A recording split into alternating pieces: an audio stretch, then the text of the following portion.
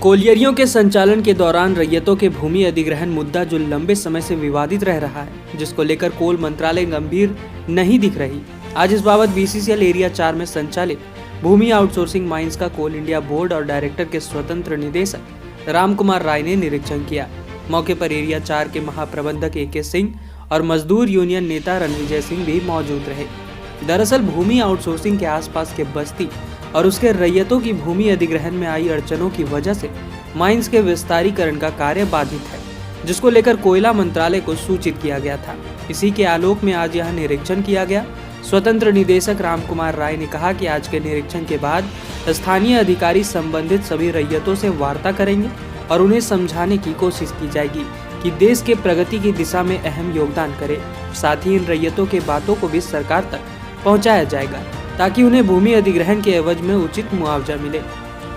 वहीं इस मौके पर एरिया 4 में खदान संचालन के दरमियान फैल रहे धूल और प्रदूषण और नियंत्रण करने के उद्देश्य से आधुनिक वाहन का उद्घाटन भी स्वतंत्र निदेशक रामकुमार राय के कर कमलों द्वारा किया गया। बीसीसीएल के सभी क्षेत्रों से लगातार यह शिकायत आती रहती है कि खदानों के संचालन में अत्यधिक धूल प्रदूषण फैलाए जाते हैं। खासकर खदानों के समीप रह रहे लोग इस मुद्दे को लेकर विरोध प्रदर्शन भी करते हैं। इस विषय पर भी मंत्रालय ने गंभीरता दिखाई है। धूल नियंत्रण के लिए इस वाहन को बीसीसीएल के सभी क्षेत्रों में दिया जाएगा। महाप्रबंधक AK सिंह ने इस प्रयास को कोयलांचल वासियों के लिए वरदान बताया। तो वहीं मजदूर नेता रणविजय सिंह ने बीसीसीएल के इस योगदान की सराहना करते हुए बीसीसीएल को धन्यवाद कहा है। स्वतंत्र निदेशक के रूप में आए हुए हैं AK सिंह साहब हैं और ये खतरास एरिया के लिए ये गर्व की बात है। कहीं ना कहीं लोगों में एक ये रहता था कि धूल काफ़ी होता था और लोगों को परेशानी होती थी और ये बीसीसीएल प्रबंधन द्वारा एक अच्छा पहल है कि फॉगिंग मशीन का व्यवस्था किया गया है। इससे कहीं ना कहीं जो क्षेत्र में धूल का और डस्ट का जो समस्या था उससे कहीं ना कहीं लोगों को निजात मिलेगी और ये अच्छी बात है और हमारे तरफ से बहुत बहुत शुभकामनाएं हैं बीसीसीएल को कि निरंतर इसी प्रकार से लोगों की सेवा में और देश की सेवा में कार्य करता है। धन्यवाद। नहीं, अभी हर एक क्षेत्र में हर एक एरिया में इस तरीके की मशीन को दी जाएगी। कल बस्ता कोला में भी पानी का जो डस्ट के लिए, डस्ट सप्रेशन के लिए, तो उसमें पानी भी बर्बाद होता है, कीचड़ भी होता है और इसका क्या है कि वातावरण में भी जो धूल कण है उसको भी सप्रेस करता है। तो ये भारत कोकिंग कोल लिमिटेड के द्वारा ये प्रोवाइड कराया गया है।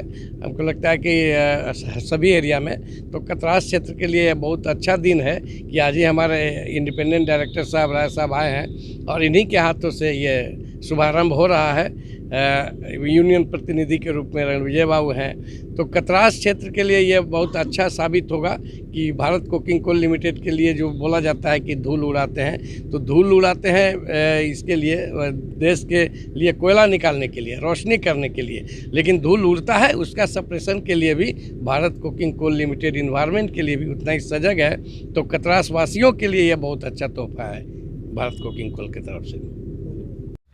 निरीक्षण खदान देखने के लिए हम लोग आए हैं। खदान में जैसा DM साहब के द्वारा बोला गया है, जो अभी ज़मीन नए किसान से हो रहा है जिसके चलते कार्य बाधित है, तो किसान को उचित मुआवजा मिल जाए, ज़मीन दे दे और खनन का काम भी नहीं रुके। यहाँ पर सारे पदाधिकारी लोग बैठे हुए हैं। खनन काम होगा तो देश का विकास और आगे जाएगा। जो माननीय मोदी जी का सपना है, जो किसान को भी उचित मुआवजा मिले, खनन भी नहीं रुके, खनन का काम भी हो, तो हम तो अपने पदाधिकारी से या सरकार से आग्रह करेंगे जो उचित मुआवजा दे करके किसान से ज़मीन लिया जाए। किसान को प्रेरित करके ज़मीन देना भी चाहिए। खनन के काम में देश का विकास तभी होगा। यही हम मीटिंग में इसी बात को लेकर के रखेंगे। और देखिए, प्रगति में मुद्दे आते हैं लेकिन सॉल्यूशन पर कोई बड़ी बात नहीं है, सॉल्यूशन हो जाएगा। जैसे यहाँ पर रणविजय बाबू भी बैठे हैं, ये भी अभी आश्वस्त किए हैं, जो हम भी बात करते हैं उनसे, तो ये भी बात करेंगे उनसे। किसान से बात करने से कोई भी समस्या, बड़ी समस्या नहीं होती है, समस्या का हल होता है। यहाँ तो कोई बड़ी समस्या है नहीं, सिर्फ समझाना है उनको। कोऑर्डिनेशन की कमी है और कोई कमी हम नहीं मानते हैं।